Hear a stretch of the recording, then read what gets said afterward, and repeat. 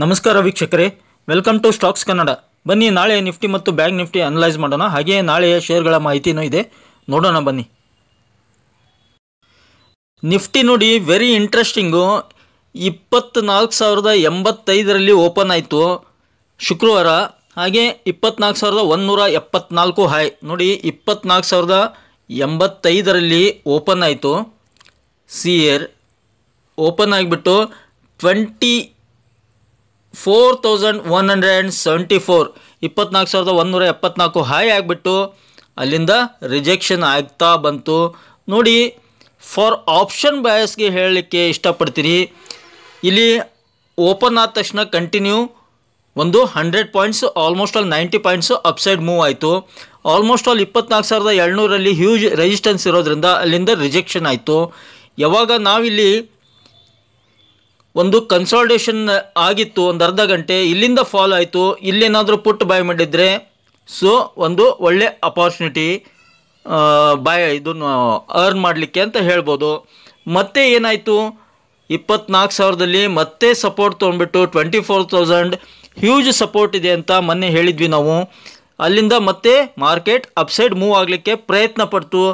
ಆದರೂ ಕೂಡ 24,130ರಲ್ಲಿ ಮತ್ತೆ ರಿಜೆಕ್ಷನ್ ಆಗಿಬಿಟ್ಟು ಫಾಲ್ ಆಗಿ 23,985 ಒಂದು ಲೋ ಕ್ರಿಯೇಟ್ ಮಾಡಿಬಿಟ್ಟು ಫೈನಲಿ 24,000 ಮೇಲ್ಗಡೆನೆ ಕ್ಲೋಸ್ ಆಗಿದೆ. 24,000 ಎಬೋವ್ ಕ್ಲೋಸ್ ಆಗಿದೆ.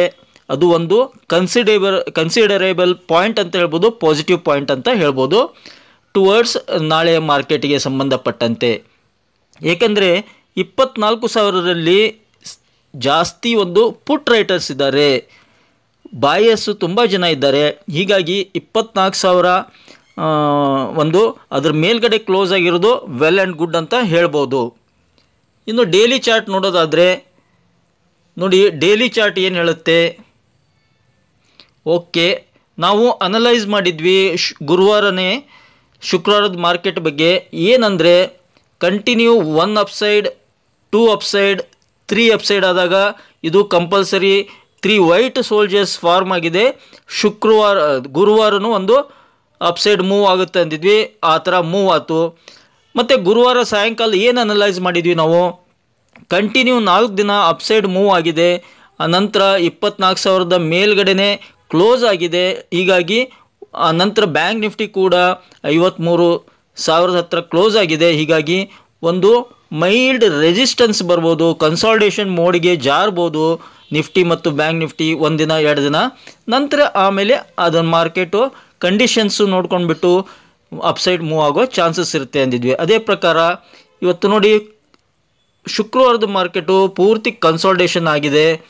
-33 ಪಾಯಿಂಟ್ಸ್ನಲ್ಲಿ ಕ್ಲೋಸ್ ಆಗಿದೆ. 24,174 ಹೈ ಟಚ್ ಆದರೂ ಕೂಡ ಅಲ್ಲಿಂದ ಫಾಲ್ ಆಗಿದೆ. ಏನಕ್ಕೆ ಅಂದರೆ ಕಂಟಿನ್ಯೂ ಮಾರ್ಕೆಟು ರನ್ ಆಗಿತ್ತು. ಇಲ್ಲಿಂದ ನೋಡಿ ಕಂಟಿನ್ಯೂ ಮಾರ್ಕೆಟ್ ರನ್ ಆಗಿತ್ತು. ಹೀಗಾಗಿ ಮಾರ್ಕೆಟ್ಗೆ ಒಂದು ರೆಸ್ಟ್ ಬೇಕಾಗಿತ್ತು, ಒಂದು ಕನ್ಸಾಲ್ಟೇಷನ್ ಬೇಕಾಗಿತ್ತು. ಇಲ್ಲೊಂದು ಕನ್ಸಾಲ್ಟೇಷನ್ ಆಗಿದೆ. ಹೀಗಾಗಿ ನಾಳೆ ಕೂಡ ಒಂದು ಕನ್ಸಾಲ್ಟೇಷನ್ ಮೋಡ್ನಲ್ಲೇ ಜಾರ್ಬೋದು. ಮೋಸ್ಟ್ ಪ್ರಾಬಬ್ಲಿ ನಾಳೆ ಕೂಡ 24,000 ಕೆಳಗಡೆ ಬಂದುಬಿಟ್ಟು ನಂತರ ವಾಪಸ್ಸು ಏನಾಗ್ಬೋದು, ರಿಕವರಿ ಆಗೋ ಚಾನ್ಸಸ್ ಇದೆ. ಮತ್ತು 24,000 ಮೇಲ್ಗಡೆ ಕ್ಲೋಸ್ ಆತಂದರೆ ಮಂಗಳವಾರ ಬುಧವಾರ ಬಿಗ್ ಅಪ್ಸೈಡ್ ಮೂವ್ ಬರ್ಬೋದು. ಸೊ ನಾಳೆನೇ ಅಪ್ಸೈಡ್ ಮೂವ್ ಬರೋ ಚಾನ್ಸಸ್ ತುಂಬ ಕಡಿಮೆ. ನಾಳೆ ನೋಡಿ, ನಾಳೆಗೆ support clear cut first support ಬಂದ್ಬಿಟ್ಟು 24,000 ಒಂದು ಬಿಗ್ ಸಪೋರ್ಟ್, ಮೇಜರ್ ಸಪೋರ್ಟ್ ಅಂತ ಹೇಳಲಿಕ್ಕೆ ಇಷ್ಟಪಡ್ತೀನಿ. ಅದನ್ನು ಬಿಟ್ಟರೆ 24,823 23,823 ಒಂದು ಮೇಜರ್ ಸಪೋರ್ಟ್ ಅಂತ ಕನ್ಸಿಡರ್ ಮಾಡ್ಬೋದು. ಅದನ್ನು ಬಿಟ್ಟರೆ 23,000 ಬರುತ್ತೆ, 23,500 23,000 ಈ ಥರ ಎಲ್ಲ ಸಪೋರ್ಟ್ ಬರುತ್ತೆ. ಬಟ್ ಫಸ್ಟ್ ಸಪೋರ್ಟ್ 23,800 ಇದೆ. 800ವರೆಗೆ ಬಂದರೂ ಕೂಡ ಮತ್ತೆ ಅಪ್ಸೈಡ್ ಮೂವ್ ಆಗೋ ಎಲ್ಲ ಚಾನ್ಸಸ್ ಇರುತ್ತೆ. ಹೀಗಾಗಿ ಇಲ್ಲೊಂದು ಮೇಜರ್ ಸಪೋರ್ಟ್ ಇದೆ 23,800. ಮಾರ್ಕೆಟ್ ಅಲ್ಲಿವರೆಗೆ ಬರೋ ಎಲ್ಲ ಚಾನ್ಸಸ್ ಇದೆ. ಹೀಗಾಗಿ ಆಪ್ಷನ್ ಬಯಸು ನೋಡ್ಕೊಂಡ್ಬಿಟ್ಟು ಟ್ರೇಡ್ ಮಾಡಿ, ಅವಸರ ಮಾಡಿ ಎಂಟ್ರಿ ಆಗಬೇಡಿ. ಸಪೋರ್ಟು ರೆಸಿಸ್ಟೆನ್ಸ್ ನೋಡ್ಕೊಂಡ್ಬಿಟ್ಟು ಟ್ರೇಡ್ ಮಾಡಿ ಸ್ನೇಹಿತರೆ. ಇನ್ನು ಅಪ್ಸೈಡಲ್ಲಿ ಫಸ್ಟ್ ರೆಸಿಸ್ಟೆನ್ಸ್ ಬಂದುಬಿಟ್ಟು 24,200. ಶುಕ್ರವಾರದ ಹೈ 24,174 ಇತ್ತು. ಸೊ ಫಸ್ಟ್ ರೆಸಿಸ್ಟೆನ್ಸ್ ಬಂದುಬಿಟ್ಟು 24,200 ಮೇಜರ್ ರೆಸಿಸ್ಟೆನ್ಸ್ ಇದೆ. ಸಪೋಸ್ ಏನಾದರೂ ಮಾರ್ಕೆಟ್ ಅಪ್ಸೈಡ್ ಮೂವ್ ಆದರೂ ಕೂಡ 24,200ವರೆಗೆ ಟಚ್ ಆದರೂ ಕೂಡ ಅಲ್ಲಿಂದ ಮತ್ತೆ ರಿಜೆಕ್ಷನ್ ಆಗ್ಬೋದು. ಯಾರಾದರೂ ಕಾಲ್ ಬೈ ಮಾಡಿದರೆ ಅಪ್ಸೈಡು ಹೋಗುವಾಗ 24,200ನಲ್ಲಿ ಪ್ರಾಫಿಟ್ ಬುಕ್ ಮಾಡ್ಕೊಳ್ಳೋದು ಒಳ್ಳೆಯದು. ಯಾಕಂದರೆ ಅಲ್ಲಿಂದ ರಿವರ್ಸ್ ಆಗ್ಬೋದು ಮಾರ್ಕೆಟು. ಈ ಥರ ಸಿನಾರಿಯೋ ಇದೆ ಮಾರ್ಕೆಟ್ನಲ್ಲಿ. ಇವಾಗ ಸದ್ಯಕ್ಕೆ 24,500 400 500 ಹೋಗೋದು ಕಷ್ಟ. ಇಟ್ ಟೇಕ್ಸ್ ಟೈಮ್, ಹೋಗ್ಬೋದು, ಬಟ್ ಇಟ್ ಟೇಕ್ಸ್ ಟೈಮ್. ಇನ್ನೂ ಒಂದೆರಡು ದಿನ ತೊಗೋಬೋದು ಅನಿಸುತ್ತೆ ಟೈಮು. ಅದನ್ನು ನೋಡ್ಕೊಂಡ್ಬಿಟ್ಟು ಅಪ್ಸೈಡ್ ಮೂವ್ ಆಗ್ಬೋದು ಸ್ನೇಹಿತರೆ. ಯಾಕಂದರೆ ನಾವು ಸುಮಾರು ದಿನಗಳಿಂದ ನಾವು ಒಂದು ಅನಲೈಸ್ ಮಾಡ್ತಾಯಿದ್ವಿ. ಇಲ್ಲೊಂದು pole and flag pattern form ಆಗಿದೆ, ಅಪ್ಸೈಡ್ ಮೂವ್ ಪೆಂಡಿಂಗ್ ಇದೆ ಅಂತ ಹೇಳಿದ್ವಿ. ಅದ್ರ ಪ್ರಕಾರ ಇಲ್ಲಿ ಸ್ವಲ್ಪ ಕನ್ಸಾಲ್ಟೇಷನ್ ಆಗಿಬಿಟ್ಟು ನಂತರ ರ್ಯಾಲಿ ಸ್ಟಾರ್ಟ್ ಆಯಿತು. ಸಿಕ್ಕಾಪಟ್ಟೆ ಮೂವ್ ಕೊಟ್ಟಿದೆ. ಈಗ ಮಾರ್ಕೆಟ್ಗೆ ಸ್ವಲ್ಪ ರೆಸ್ಟ್ ಬೇಕಾಗಿದೆ. ಮತ್ತು ಒಂದೆರಡು ದಿನ ಇಲ್ಲಿ ಕನ್ಸಾಲ್ಟೇಷನ್ ಆಗಿ ಮೇಲ್ಗಡೆ ಹೋಗ್ಬೋದು. ಐದರ್ ಸ್ವಲ್ಪ ಮೈಲ್ಡ್ ಕರೆಕ್ಷನ್ ಆಗಿಬಿಟ್ಟು ನಂತರ ಈ ಥರ ಸ್ವಿಂಗ್ ಕೊಡ್ಬೋದು. ಸೊ ಬಜೆಟೂ ಹತ್ತಿರ ಬರ್ತಾ ಇದೆ. ಹೀಗಾಗಿ ಮಾರ್ಕೆಟ್ ತುಂಬ ವೊಲೆಟೈಲ್ ಇರುತ್ತೆ. ಮೋಸ್ಟ್ ಪ್ರಾಬಬ್ಲಿ ಇನ್ಮೇಲೆ ರಿಜೆಕ್ಷನ್ ಆಗೋ ಚಾನ್ಸಸ್ ಎಲ್ಲ ಇರುತ್ತೆ ಮಾರ್ಕೆಟ್ನಲ್ಲಿ. ಕೇರ್ಫುಲ್ಲಾಗಿ ಟ್ರೇಡ್ ಮಾಡಿ. ಅದರ್ವೈಸ್ ಬಜೆಟ್ವರೆಗೂ ಟ್ರೇಡ್ ಬಿಡೋದೇ ಒಳ್ಳೆಯದು. ಬಜೆಟ್ ದಿನ ಏನಾಗುತ್ತೆ ನೋಡ್ಕೊಂಡ್ಬಿಟ್ಟು ಟ್ರೇಡ್ ಮಾಡೋದು ಒಳ್ಳೆಯದು. ಅಲ್ಲಿವರೆಗೆ ಸುಮ್ಮನೆ ಅಬ್ಸರ್ವ್ ಮಾಡೋದು ಬೆಟರ್ ಅಂತ ನನ್ನ ಒಪಿನಿಯನ್ ಸ್ನೇಹಿತರೆ. ವೀಕ್ಲಿ ಚಾರ್ಟು ಬಟ್ ವೀಕ್ಲಿ ಚಾರ್ಟ್ನಲ್ಲಿ ಇನ್ನೂ ನೆಗೆಟಿವಿಟಿ ಕ್ರಿಯೇಟ್ ಆಗಿಲ್ಲ. ಮಾರ್ಕೆಟ್ ಲಾಂಗ್ ಟರ್ಮ್ ಪ್ರಾಸ್ಪೆಕ್ಟಿವ್ ನೋಡಿದರೆ, ಪೊಸಿಷನಲ್ಲಿ ನೋಡಿದರೆ ಇನ್ನೂ ಪಾಸಿಟಿವ್ ಸೆಂಟಿಮೆಂಟ್ ಇದೆ ಮಾರ್ಕೆಟ್ನಲ್ಲಿ. ನೋಡಬೇಕು ಈ ವಾರದ್ದು ಕ್ಯಾಂಡಲ್ ಯಾವ ಥರ ಫಾರ್ಮ್ ಆಗುತ್ತೆ, ಅದನ್ನು ನೋಡ್ಕೊಂಡ್ಬಿಟ್ಟು ಡಿಸಿಷನ್ ತೊಗೊಳಕ್ಕೆ ಆಗುತ್ತೆ. ಬಟ್ ಇಲ್ಲಿ ನಾನು ಲಾಸ್ಟ್ ಟೈಮೇ ಹೇಳಿದ್ದೀನಿ, ಇಲ್ಲೊಂದು ಮೇಜರ್ ಸಪೋರ್ಟು 23,500 ಇದೆ. 23,500 is a very big support. ನೋಡಿ, 23,500 is a very big support. ಅದ್ರ ಕೆಳಗಡೆ ಬಂದರೆ ಪೋರ್ಟ್ಫೋಲಿಯೋನ ಖಾಲಿ ಮಾಡಿಕೊಂಡು ಬಜೆಟ್ ಬರೋವರೆಗೆ ನೋಡ್ಕೊಳ್ಳೋದು ವಾಸಿ ಅಂತ ನಂಗೆ ಅನಿಸುತ್ತೆ. ಅದರ ಸಪೋಸ್ 23,500ವರೆಗೂ ಬಂದರೂ ಬರ್ಬೋದು ಬಿಫೋರ್ ಬಜೆಟ್ ಅಂತ ನನ್ನ ಒಂದು ಅಭಿಪ್ರಾಯ, ವೈಯಕ್ತಿಕ ಅಭಿಪ್ರಾಯ. ಯಾಕಂದರೆ ಸ್ವಲ್ಪ ಕನ್ಸಾಲ್ಟೇಷನ್ ಮೋಡಿಗೆ ಜಾರ್ತಾ ಇದೆ ಮಾರ್ಕೆಟು. ಹೀಗಾಗಿ ಬಜೆಟ್ದು ಇಂಪಾರ್ಟೆನ್ಸ್ ಕೊಡ್ತಾ ಇದ್ದಾರೆ ಮಾರ್ಕೆಟ್ನಲ್ಲಿ ಎಲ್ಲರೂ. ಹೀಗಾಗಿ 23,500ವರೆಗೆ ಜಾರ್ಬೋದು. ನಂತರ ಕನ್ಸಾಲ್ಟೇಷನ್ ಆಗಿ ರೆಗ್ಯುಲರ್ 10 ಪಾಯಿಂಟು 20 ಪಾಯಿಂಟು ಆ ಥರ ಅಪ್ಸೈಡ್ ಮೂವ್ ಆಗಿ ನಂತರ ಬಜೆಟ್ ದಿವಸದಿಂದ ಒಂದು ಕ್ಲಿಯರ್ ಕಟ್ ಡೈರೆಕ್ಷನ್ ಸಿಗುತ್ತೆ. ಐದರ್ ಅಪ್ಸೈಡ್ ಆರ್ ಡೌನ್ ಸೈಡ್ ಒಂದು ಡೈರೆಕ್ಷನ್ ಸಿಗುತ್ತೆ. ಇನ್ನು ಬ್ಯಾಂಕ್ ನಿಫ್ಟಿ ನೋಡಿ, 52,874ರಲ್ಲಿ ಓಪನ್ ಆಯಿತು. ಓಪನ್ ಆಗಿಬಿಟ್ಟು ಮತ್ತೆ ಅಪ್ಸೈಡ್ ಮೂವ್ ಆಯಿತು ಅಂಟಿಲ್ 53,030. ನೋಡಿ, 53,000 ಒಂದು ಮೇಜರ್ ರೆಸಿಸ್ಟೆನ್ಸ್ ಅಂತ ಹೇಳಿದ್ವಿ. 53,030ವರೆಗೆ ಹೋಗ್ಬಿಟ್ಟು ಅಲ್ಲಿಂದ ರಿಜೆಕ್ಷನ್ ಸ್ಟಾರ್ಟ್ ಆಗಿದ್ದು ನಾನ್ ಸ್ಟಾಪ್. ಸ್ವಲ್ಪ ಮತ್ತು ಇಲ್ಲಿ ರಿಕವರಿ ಆದರೂ ಕೂಡ ಫಾಲ್ಸ್ ರಿಕವರಿ ಆಗಿಬಿಟ್ಟು ಮೇಜರ್ ಫಾಲ್ ಆಯಿತು. ಆಲ್ಮೋಸ್ಟ್ ಆಲ್ 469 ಪಾಯಿಂಟ್ ಫಾಲ್ ಆಗಿ 52,342ರಲ್ಲಿ ಕ್ಲೋಸ್ ಆಗಿದೆ. ಬಟ್ ಒಂದೇನೆಂದರೆ 52,000 ಮೇಲ್ಗಡೆ ಕ್ಲೋಸ್ ಆಗಿದೆ. ಇಲ್ಲೊಂದು ಇಂಪಾರ್ಟೆಂಟ್ ಸಿನಾರಿಯೋ ತೋರಿಸ್ತೀನಿ ನೋಡಿ ನಿಮಗೆ ಚಾರ್ಟ್ನಲ್ಲಿ. ನೋಡಿ, ಅಬ್ಸರ್ವ್ ಮಾಡಿ. ಎಸ್, ಕಾಣ್ತಾ ಇದೆ ಅಂದ್ಕೊಂಡಿದ್ದೀನಿ. ಏನಕ್ಕೆ ಅಂದರೆ ಇದು 53,000, ಓಕೆ, 53,000. ಮಾರ್ಕೆಟ್ ಏನಾಯಿತು, ಇಲ್ಲಿ ಒಂದು ಹೈ ಇದೆ, 53,130 ಹೈ ಇದೆ. ಹಾಗೆ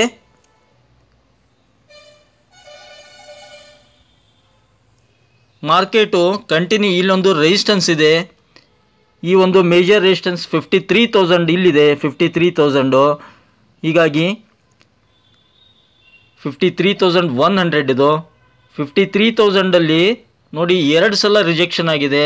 1 ಟೈಮ್ 2 ಟೈಮ್ಸ್.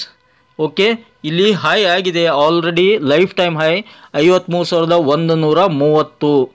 ಇದನ್ನು ನೆನ್ಪಿಟ್ಕೊಳ್ಳಿ, ಗಮನದಲ್ಲಿಟ್ಕೊಳ್ಳಿ. 53,130 ಒಂದು ಲೈಫ್ ಟೈಮ್ ಹೈ ಇದೆ. ಇವಾಗ 53,030ರಲ್ಲಿ ನಿನ್ನೆ ರಿಜೆಕ್ಷನ್ ಆಗಿದೆ ಫ್ರೈಡೇ. ಅದಕ್ಕೂ ಮೊದಲು ಒಂದು ಸಲ 53,000 ಟಚ್ ಆಗಿಬಿಟ್ಟು ಅಲ್ಲಿಂದ ರಿಜೆಕ್ಷನ್ ಆಗಿದೆ. ಹೀಗಾಗಿ 2 ಸಲ ರಿಜೆಕ್ಷನ್ ಆಗಿದೆ. ಹೀಗಾಗಿ ಮೇಜರ್ ರೆಸಿಸ್ಟೆನ್ಸ್ ಬಂದ್ಬಿಟ್ಟು 53,000 ಅಷ್ಟು ಈಸಿ ಕ್ರಾಸ್ ಆಗಲಿಕ್ಕಿಲ್ಲ. ಮುಂದಿನ ದಿನಗಳಲ್ಲಿ 53,000 ಅಷ್ಟು ಈಸಿ ಕ್ರಾಸ್ ಆಗಲಿಕ್ಕಿಲ್ಲ ಸ್ನೇಹಿತರೆ. ಬಜೆಟ್ ನಂತರನೇ ಆಗಬಹುದು ಬ್ಯಾಂಕ್ ನಿಫ್ಟಿಯಲ್ಲಿ. ಯಾಕಂದರೆ HDFC bank already target reach ಆಗಿದೆ, ಮೇಜರ್ ರ್ಯಾಲಿ ಕೊಡ್ತು. ICICI ಬ್ಯಾಂಕ್ ಕೂಡ ಒಂದು 3-4 ದಿನ ರ್ಯಾಲಿ ಕೊಡ್ತು. ಇವಾಗ PSU ಬ್ಯಾಂಕ್ಸ್ ರ್ಯಾಲಿ ಕೊಡ್ತಾವೆ. SBI ತುಂಬ ನಿನ್ನೆ 3 to 4% ರ್ಯಾಲಿ ಕೊಡ್ತು. ಹೀಗಾಗಿ ಮೇಜರ್ ಪಾರ್ಟಿಸಿಪೆಂಟ್ಸು ಯಾವುದು ಈಗ HDFC ಬ್ಯಾಂಕ್ ಮೂವ್ ಆಗಬೇಕು, ICICI ಬ್ಯಾಂಕ್, SBI ಇವು ಮೇಜರ್ ರೋಲ್ ಪ್ಲೇ ಮಾಡಬೇಕಾಗತ್ತೆ. ಏನಕ್ಕೆ ಅಂದರೆ ನಿಫ್ಟಿ ಬ್ಯಾಂಕ್ ಮೂವ್ ಆಗಬೇಕು, ಬ್ಯಾಂಕ್ ನಿಫ್ಟಿ ಮೂವ್ ಆಗಬೇಕಂದ್ರೆ compulsory HDFC bank, ICICI bank ಹಾಗೆ SBI ಇವು ಕಂಪಲ್ಸರಿ ಮೂವ್ ಆಗಬೇಕಾಗುತ್ತೆ. ಇವು ಮೂವ್ ಆದರೆ ಮಾತ್ರ ಅಪ್ಸೈಡ್ ರ್ಯಾಲಿ ಬ್ಯಾಂಕ್ ನಿಫ್ಟಿಯಲ್ಲಿ ಬರೋಕ್ಕೆ ಸಾಧ್ಯ. ಆಲ್ರೆಡಿ ಇವು ಸಾಕಷ್ಟು ಮೂವ್ ಕೊಟ್ಟಿವೆ. ಸ್ಪೆಷಲಿ HDFC ಬ್ಯಾಂಕ್ 1700ನಲ್ಲಿ ಹ್ಯೂಜ್ ರೆಸಿಸ್ಟೆನ್ಸ್ ಇದೆ ಅಂತ ಹೇಳಿದ್ದೆ ನಾನು. ಆ ರೆಸಿಸ್ಟೆನ್ಸನ್ನು ಫೇಸ್ ಮಾಡ್ತಾ ಇದೆ, ಪ್ರಾಬ್ಲಮ್ ಕ್ರಿಯೇಟ್ ಆಗ್ತಾ ಇದೆ. ಅದನ್ನು ದಾಟಲಿಕ್ಕೆ 1705, 1706ರಲ್ಲಿ ಬರುತ್ತೆ, ಮತ್ತೆ ವಾಪಸ್ 1700, 1690, 1695 ಈ ಥರ ಜಾರುತ್ತೆ. ಏನಕ್ಕೆ ಅಂತ ಹೇಳಿದ್ದೀನಿ ನಾನು, ಸುಮಾರು ಸಲ ಹೇಳಿದ್ದೀನಿ. 1700 ಇಸ್ ಎ ಬಿಗ್ ರೆಸಿಸ್ಟೆನ್ಸ್ ಅಂತ. ಸೊ ಅದು ಕ್ರಾಸ್ ಆಗಬೇಕಂದ್ರೆ ಅದಕ್ಕೂ ಟೈಮ್ ಬೇಕಾಗುತ್ತೆ. ಏಕೆಂದರೆ ಬಾಯಸ್ಸು ಅಕ್ಯುಮುಲೇಟ್ ಆಗಬೇಕು, ಆ ಜಾಗದಲ್ಲಿ ಪುಟ್ ಸೆಲ್ಲರ್ಸು ಅಕ್ಯುಮುಲೇಟ್ ಆಗಬೇಕು. ಅವೆಲ್ಲ ಸಿನಾರಿಯೋ ಕ್ರಿಯೇಟ್ ಆದಾಗ ಒಂದು ಹ್ಯೂಜ್ ರ್ಯಾಲಿ ಬರುತ್ತೆ. ಆವಾಗ ಬ್ಯಾಂಕ್ ನಿಫ್ಟಿಯಲ್ಲಿ ಒಂದು ರ್ಯಾಲಿ ಬರುತ್ತೆ. ಇವೆಲ್ಲ ಸಿನಾರಿಯೋ ಮಿಕ್ಸ್ ಆಗಿರೋದ್ರಿಂದ ಸದ್ಯದ ಮಟ್ಟಿಗೆ ಬ್ಯಾಂಕ್ ನಿಫ್ಟಿಯಲ್ಲಿ 53,000 ದಾಟೋದು ತುಂಬ ಕಷ್ಟ. ಹಾಗೆ ನಿಫ್ಟಿಯಲ್ಲಿ ಕೂಡ 24,000 ಒಂದು ಹೈ ಕ್ರಾಸ್ ಆಗಿದೆ. 24,174 ಹೈ ಟಚ್ ಆಗಿದೆ. ಅದು ಕೂಡ 24,174 ಅಷ್ಟು ಈಸಿಯಾಗಿ ಸುಲಭವಾಗಿ ದಾಟೋದು ತುಂಬ ಕಷ್ಟ. ಗಮನದಲ್ಲಿಟ್ಕೊಳ್ಳಿ. ಇಂಟ್ರಾಡೇ ಟ್ರೇಡರ್ಸ್ ದಯವಿಟ್ಟು ಬಜೆಟ್ವರೆಗೆ ಟ್ರೇಡ್ ಮಾಡದೇ ಇರೋದು ಸೂಕ್ತ. ಏಕೆಂದರೆ ತುಂಬ ವೊಲಟಿಲಿಟಿ ಇರುತ್ತೆ. ಅಪ್ಸೈಡ್ ಮೂವ್ ಆಗಿದ್ರೂ ಕೂಡ ಫಾಲ್ಸ್ ಮೂವ್, ಯಾರಾದರೂ ದೊಡ್ಡ ಕುಳಗಳು, ದೊಡ್ಡ ವ್ಯಕ್ತಿಗಳು ಮೂವ್ ಮಾಡಿಸ್ತಾರೆ, ಟ್ರ್ಯಾಪ್ ಮಾಡಿಸ್ತಾರೆ. ಯಾರಿಗೆ? ನಮ್ಮಂಥ ಸಾಮಾನ್ಯ ಟ್ರೇಡರ್ಸ್ಗೆ. ಹೀಗಾಗಿ ಅಂಟಿಲ್ ಬಜೆಟ್ ಇನ್ನೇನು 10-15 ದಿನ ಉಳಿತು. ಮೋಸ್ಟ್ ಪ್ರಾಬಬ್ಲಿ ಸೆಕೆಂಡ್ ವೀಕ್ನಲ್ಲಿ ಬಜೆಟ್ ಇದೆ ಅಂದ್ಕೊಂಡಿದ್ದೀನಿ. ಹೀಗಾಗಿ ವಾಚ್ ಮಾಡೋದು ಇಂಪಾರ್ಟೆಂಟು. ಮೋಸ್ಟ್ ಪ್ರಾಬಬ್ಲಿ ಸ್ವಲ್ಪ ಕರೆಕ್ಷನ್ ಆಗ್ಬೋದು ಅಂದ್ಕೊಂಡಿದ್ದೀನಿ ಮಾರ್ಕೆಟ್ನಲ್ಲಿ. ನೋಡೋಣ ಡೈಲಿ ಚಾರ್ಟ್ ಹೇಗಿದೆ. Bank Nifty daily chart. Yes, ಮೊನ್ನೆ ನಾನು ಗುರುವಾರ ದಿನ ಕ್ಲಿಯರಾಗಿ ಹೇಳಿದ್ವಿ. ಏನು ಅನಲೈಸ್ ಮಾಡಿದ್ವಿ? ಶುಕ್ರವಾರದ ಮಾರ್ಕೆಟು 53,000 ಒಂದು ಮೇಜರ್ ರೆಸಿಸ್ಟೆನ್ಸ್ ಇದೆ, ಹೀಗಾಗಿ ಅಷ್ಟು ಈಸಿ ಬ್ರೇಕ್ ಮಾಡಲ್ಲ ಅಂತ ಅನಲೈಸ್ ಮಾಡಿದ್ವಿ. ಅದಕ್ಕೆ ರೀಸನ್ನು ಕೊಟ್ಟಿದ್ದೆ ನಾನು. ಏನಂದರೆ 52,000 ಇದೆ, ಒಂದು 52,000 ಇಲ್ಲಿ ಸುಮಾರು ದಿನ ಟೈಮ್ ತೊಗೊಂತು ಕ್ರಾಸ್ ಆಗಲಿಕ್ಕೆ. ಅದೇ ಥರ 53,000 ಕ್ರಾಸ್ ಆಗಲಿಕ್ಕೆ ಸ್ವಲ್ಪ ಟೈಮ್ ತೊಗೊಳುತ್ತೆ, ಅಷ್ಟು ಈಸಿ ಕ್ರಾಸ್ ಆಗಲಿಕ್ಕಿಲ್ಲ. ಬಜೆಟ್ ಕೂಡ ಹತ್ತಿರ ಬರ್ತಾ ಇದೆ ಅಂತ ಹೇಳಿದ್ದೆ. ಆಲ್ರೆಡಿ ಒಂದು ಮೂವ್ ಕೊಟ್ಟಿದೆ, ಮೇಜರ್ ಮೂವ್ ರ್ಯಾಲಿ ಬಂದಿದೆ ಬ್ಯಾಂಕ್ ನಿಫ್ಟಿಯಲ್ಲಿ. ಹೀಗಾಗಿ ಸ್ವಲ್ಪ ಕನ್ಸಾಲ್ಟೇಷನ್ ಆಗ್ಬೋದು ಅಂದ್ಕೊಂಡಿದ್ದೆ. ಅದೇ ಥರ ಏನಾಗ್ತಾ ಇದೆ? ಓಕೆ, 1 ಡೇ, 2 ಡೇ, 3 ಡೇ 3 ದಿನ ಆಯಿತು. 53,000 ಕ್ರಾಸ್ ಆಗುತ್ತೆ, ಅಲ್ಲಿಂದ ರಿಜೆಕ್ಷನ್ ಆಗುತ್ತೆ, ಕ್ರಾಸ್ ಆಗುತ್ತೆ, ರಿಜೆಕ್ಷನ್ ಆಗುತ್ತೆ. ಅರ್ಥ ಮಾಡ್ಕೊಳ್ಳಿ, ಅಲ್ಲಿ ಕಾಲ್ ರೇಟರ್ಸ್ ತುಂಬಾ ಇದ್ದಾರೆ, ಸೆಲ್ಲರ್ಸ್ ತುಂಬಾ ಜಾಸ್ತಿ ಅಕ್ಯುಮುಲೇಟ್ ಆಗಿದ್ದಾರೆ. ಹೀಗಾಗಿ ಕಾಶಿಯಸ್ ಆಗಿರಿ. 53,000 ಬಂದರೆ ಅಥವಾ ಅದರ ಎಬೋವ್ ಒಂದು 50-60 ಪಾಯಿಂಟ್ ಬಂದರೂ ಕೂಡ ಸೆಲ್ ಮಾಡೋದು ಬೆಟರ್ ಒಂದು ಚಾಯ್ಸ್ ಅಂತ ಹೇಳಲಿಕ್ಕೆ ಇಷ್ಟಪಡ್ತೀನಿ. ಅದರ ಮೇಲುಗಡೆ ಹೋದರೂ ಕೂಡ ಫಾಲ್ ಆಗೋ ಚಾನ್ಸಸ್ ಇರುತ್ತೆ.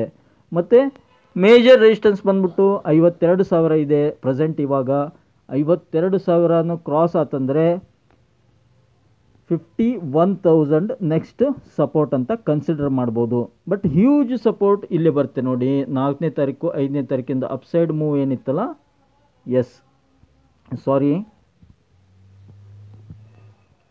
ಇಲ್ಲಿದೆ. 51,000 ಪೊಸಿಷನಲ್ ಬಿಗ್ ಸಪೋರ್ಟ್ ಅಂತ ಹೇಳಲಿಕ್ಕೆ ಇಷ್ಟಪಡ್ತೀನಿ. 51,000 is a positionally big support. Most probably before budget 51,000ವರೆಗೂ ನಿಧಾನವಾಗಿ ಫಾಲ್ ಆಗ್ತಾ ಆಗ್ತಾ ಆಗ್ತಾ ಆಗ್ತಾ ಇಲ್ಲಿ ಬಂದುಬಿಟ್ಟು ನಂತರ ರ್ಯಾಲಿ ಕೊಡ್ಬೋದು, ಇದನ್ನು ಕ್ರಾಸ್ ಆಗ್ಬೋದು. ಈ ಥರ ಸಿನಾರಿಯೋ ಕ್ರಿಯೇಟ್ ಆಗ್ಬೋದು. ಯಾಕಂದರೆ ಇಲ್ಲಿ ಆಲ್ರೆಡಿ ರ್ಯಾಲಿ ಕೊಟ್ಟಿದೆ ಈ ಥರ ಒಂದು. ಅದಕ್ಕೆ ಸ್ವಲ್ಪ ರಿಲ್ಯಾಕ್ಸೇಷನ್ ಬೇಕಾಗಿದೆ ನಿಫ್ಟಿಗೆ, ಬ್ಯಾಂಕ್ ನಿಫ್ಟಿಗೆ. ಈ ಥರ ಒಂದು ರಿಲ್ಯಾಕ್ಸೇಷನ್ ತೊಗೊಂಡು ಮೂವ್ ಆಗ್ಬೋದು. ಇದು ಕೂಡ ಬೆಸ್ಟ್ ಪ್ಯಾಟರ್ನ್ ಆಗುತ್ತೆ. ಮೋಸ್ಟ್ ಪ್ರಾಬಬ್ಲಿ ನನ್ನ ಅಸ್ಯೂಮ್ಷನ್ ಆ ಥರ ಅನಿಸುತ್ತೆ. ಬಜೆಟ್ ಡೇಕ್ಕಿಂತ ಮೊದಲು 51,000ವರೆಗೂ ಬರ್ಬೋದು ಮಾರ್ಕೆಟು. ನಂತರ ಬಜೆಟ್ ಏನಾದರೂ ಮಾರ್ಕೆಟ್ಗೆ ಫೇವರೇಬಲ್ ಬಜೆಟ್ ಸಿಕ್ತು ಅಂತಂದರೆ 100% ಆವತ್ತಿನ ದಿನಾನೇ ಒಂದು 2-3 ಸಾವಿರ ಪಾಯಿಂಟು ಬ್ಯಾಂಕ್ ನಿಫ್ಟಿಯಲ್ಲಿ ಬರ್ಬೋದು, ಹೇಳೋಕ್ಕಾಗಲ್ಲ ಮುಂದಿಂದು. ಇವಾಗ ಸದ್ಯದ ಸಿನಾರಿಯೋ ನಾಳೆದು ಮಾರ್ಕೆಟ್ ನೋಡೋದಾದರೆ 53,000 ವೆರಿ ಬಿಗ್ ರೆಸಿಸ್ಟೆನ್ಸ್ ಇದೆ. ಹೀಗಾಗಿ ಅಲ್ಲಿ ಬಂದರೆ ಸೆಲ್ ಮಾಡಿ. ಇನ್ನು ಕೆಳಗಡೆ 52,000 ಫಸ್ಟು, ಅದನ್ನು ಬಿಟ್ಟರೆ 51,800 ಈ ಥರ ಒಂದು ಸಪೋರ್ಟ್ ಬರುತ್ತೆ ಸ್ನೇಹಿತರೆ. ನೋಡ್ಕೊಂಡ್ಬಿಟ್ಟು ಟ್ರೇಡ್ ಮಾಡಿ. ವೀಕ್ಲಿ ಚಾರ್ಟ್ ಹೇಗಿದೆ? ಎಸ್, ವೀಕ್ಲಿ ಚಾರ್ಟ್ ನೋಡಿ, ಅಪ್ಸೈಡ್ನಿಂದ ರಿಜೆಕ್ಷನ್ ಸ್ಟಾರ್ಟ್ ಆಗ್ತಾ ಇದೆ. ಈಗ ವಿಕ್ ಫಾರ್ಮ್ ಆಗ್ತಾ ಇದೆ ನೋಡಿ, ಇಲ್ಲೊಂದು ವಿಕ್ ಫಾರ್ಮ್ ಆಗಿದೆ. ದ್ಯಾಟ್ ಇಂಡಿಕೇಟ್ಸ್ ಸ್ವಲ್ಪ ಮೈಲ್ಡ್ ನೆಗೆಟಿವಿಟಿ. ಹೀಗಾಗಿ ಇದು ನಾನು ಇಲ್ಲೊಂದು ಮೇಜರ್ ಏನು ಹೇಳಿದ್ದೆ, ವೀಕ್ಲಿಯಲ್ಲಿ ಸಪೋರ್ಟ್ ಹೇಳಿದ್ದೆ, ಅದೇ ಬರುತ್ತೆ. 51,000 is A major support. So most probably ಈ ಥರ ಫಾಲ್ ಹಾಕ್ಕೊಂತೆ ನೆಕ್ಸ್ಟ್ ವೀಕು, ಅದರ ನೆಕ್ಸ್ಟ್ ವೀಕು ಈ ಥರ ಒಂದು ಫಾಲ್ ಆಗಿ ನಂತರ ಬಜೆಟ್ ದಿನ ಈ ಥರ ಒಂದು ಮೂವ್ ಆಗ್ಬೋದು. ಇದು ಒಂದು ಸಿನಾರಿಯೋ ನನಗೆ ಕಾಣ್ತಾ ಇದೆ ಅಕಾರ್ಡಿಂಗ್ ಟು ದ ಚಾರ್ಟ್. ಇಲ್ಲೊಂದು ಚಾನಲ್ ಇತ್ತು, ಚಾನಲ್ ನೋಡೋಣ ಒಂದು ಸೆಕೆಂಡ್. ಇಲ್ಲಿ ನೋಡಿ, ಇಲ್ಲೊಂದು ಚಾನಲ್ ಇತ್ತು.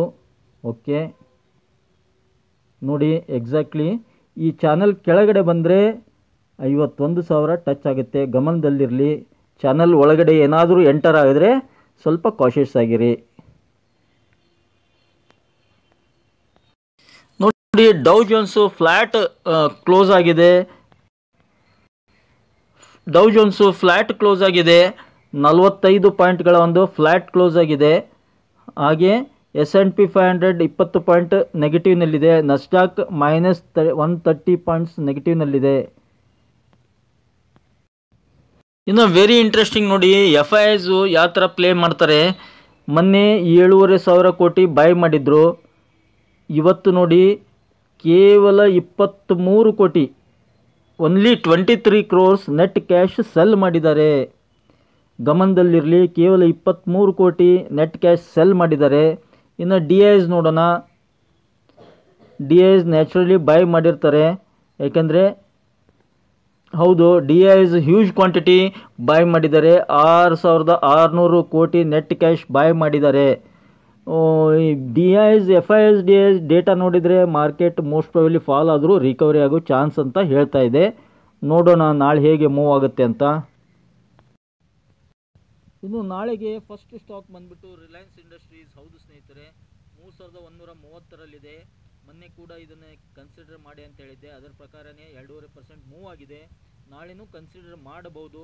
ಮೇಜರ್ ರೀಸನ್ ಇದೆ, ಏಕೆಂದರೆ ಟ್ಯಾರಿಫ್ ರೇಟ್ ಹೈಕ್ ಜಾಸ್ತಿ ಮಾಡಿದ್ದಾರೆ. ಹೀಗಾಗಿ ಒಂದು ಪಾಸಿಟಿವ್ ಪಾಯಿಂಟ್ ಆಫ್ ವ್ಯೂ ಇಂದ ಕನ್ಸಿಡರ್ ಮಾಡಿದ್ದೀನಿ.